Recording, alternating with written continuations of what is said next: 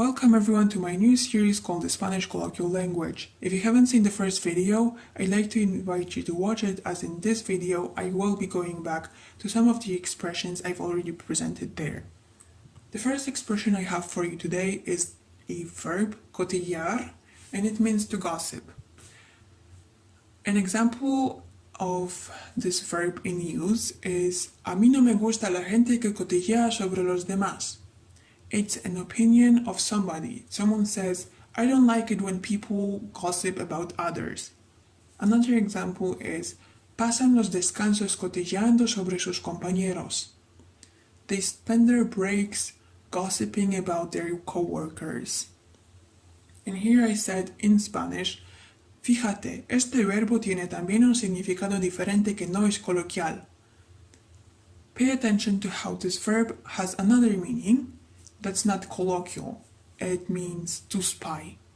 So we can use the verb cotijar to express the action of gossiping, or we can use this verb in a non-colloquial sense to express the action of spying on somebody. An example of this verb in a non-colloquial sense is Mi exnovio estuvo cotilleándome en las redes tras nuestra ruptura hasta que empezó a salir con una nueva chica. So here we have a situation where an ex-boyfriend was spying on somebody in social media after breaking up with that person, but it stopped when that ex-boyfriend started going out with a new girl. Another verb that's colloquial in Spanish from Spain is currar. It means to work, but it also has another colloquial meaning, and that's to hit somebody. From the verb currar, we can make a noun, el curro, and it's only gonna mean work. It's not gonna mean anything related to hitting somebody. Here's an example. Entró a currar a las 9 de la mañana y acabó la jornada a las 5 de la tarde. Here someone is presenting their schedule. Someone says that they start working at 9 a.m. and they finish at 5 p.m. Instead of the verb currar, we can say it in a non-colloquial way by another verb, that's trabajar. I'm sure you know this verb. And the sentence would be, entró a trabajar a las 9 de la mañana y acabó la jornada a las 5 de la tarde. I've also prepared an example for the noun el curro, and it's, pienso cambiar de curro, ya no soporto más a mi jefe. I'm thinking about changing jobs. I can't stand my boss anymore. I'm gonna repeat that. Pienso cambiar de curro, ya no soporto más a mi jefe. I'm thinking about changing jobs. I can't stand my boss anymore.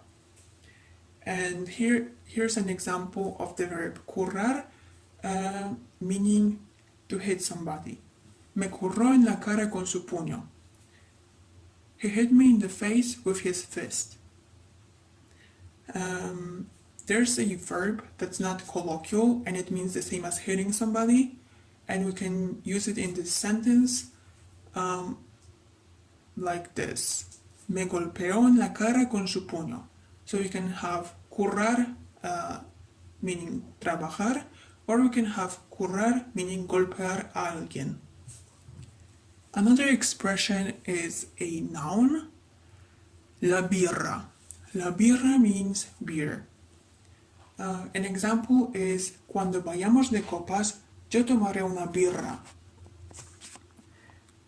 A non-colloquial word that means the same is obviously una cerveza, but there's also una caña.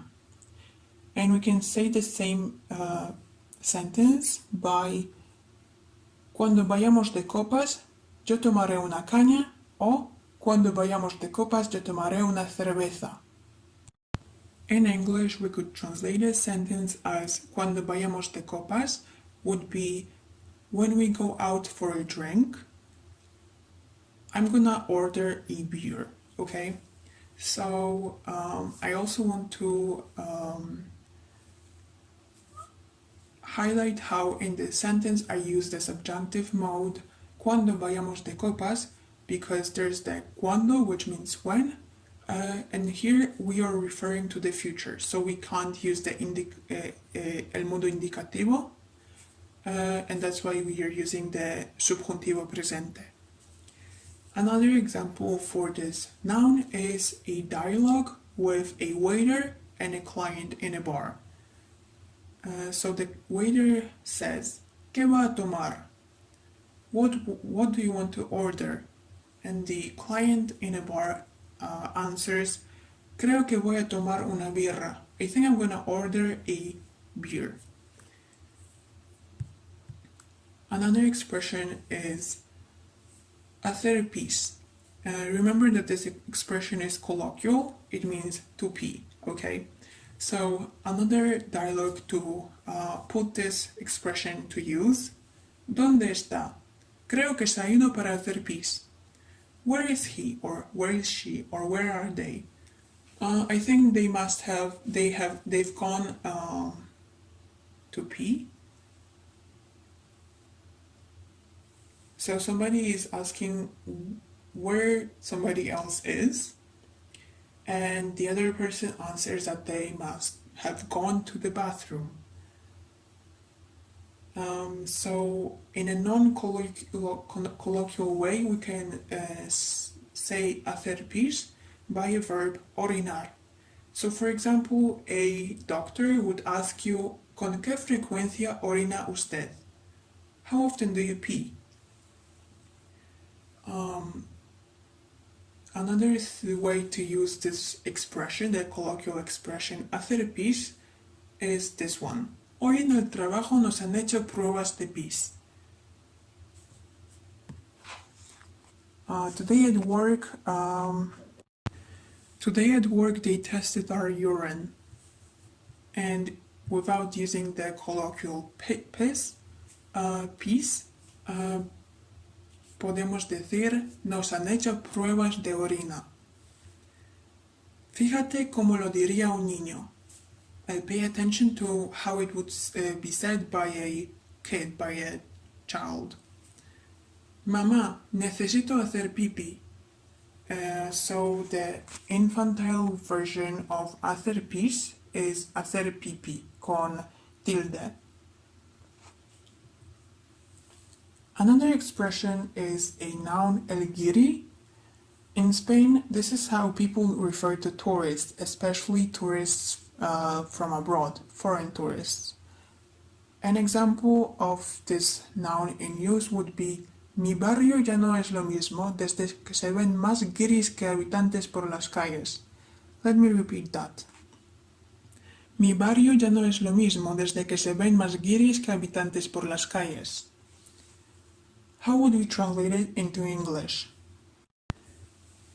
Let me suggest a possible translation. Ever since there are more tourists than locals on the streets, my district or my neighborhood is no longer the same. How could we say this in Spanish without the colloquial noun el guiri? We could say it like, se ven más turistas que habitantes por las calles. And I've also prepared another example of this noun in use. Intentaron estafarme, me habrán tomado por un guiri. Someone was trying to scam a person because they must have thought they were a tourist. A way to say it in Spanish without the colloquial noun is me habrán tomado por un turista. Another expression is tener un lío con alguien. We can translate it as to have an affair with somebody. And there's one sentence that I've prepared for you today explaining this expression in use. No creo que tu marido tenga un lío con alguien. I don't think that your husband has an affair with somebody. And here I put it in Spanish. ¿Te acuerdas como en el episodio previo de la serie hubo una expresión similar? ¿Eres capaz de decir cuál fue? Do you remember how in the previous episode of my series there was a similar expression? Can you say which one it was? Pausa el video e intenta formar una frase con la de arriba con la expresión del episodio anterior. So now you can pause the video and try to make a sentence like the one above. No creo que tu marido tenga un lío con alguien, but using the expression from the episode number 1.